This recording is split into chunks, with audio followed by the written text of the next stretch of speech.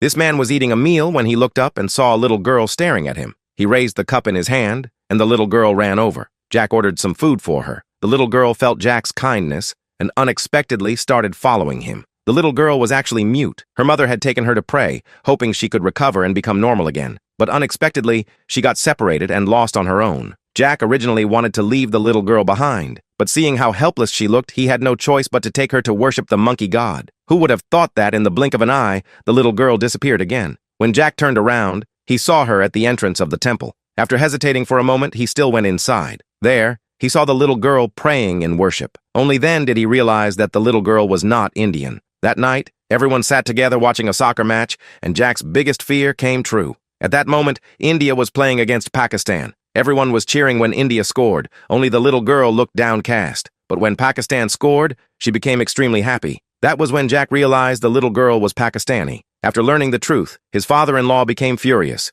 because the war between India and Pakistan had just ended. The next day, Jack took the little girl to the Pakistani embassy. But because of unrest among the crowd, the embassy had stopped processing visas. Left with no other choice, he had to take the little girl to a travel agency. The broker was counting money, and the little girl grabbed Jack in fear. But Jack coldly pushed her away and walked off without even looking back. As he passed a bracelet shop, he bought a bracelet to give to her. But then he saw the broker taking the little girl into a brothel. He followed room by room and found the broker counting money again. The moment the little girl saw Jack, she immediately ran toward him. Jack pulled her behind him and unleashed a fierce punishment on the bad guys. After dealing with them, Jack carried the little girl away on his back. At that moment, he decided that he would personally take her home himself. He brought the little girl to the border, but they were quickly arrested as spies. Then an interview by a reporter made him famous. The reporter claimed that Jack and the little girl were spies. Meanwhile, at the police station, Jack was still explaining to the police why he had come to Pakistan. At that moment, the little girl looked at the prairie on a calendar and smiled happily. A policeman stood up and pinched the little girl's face.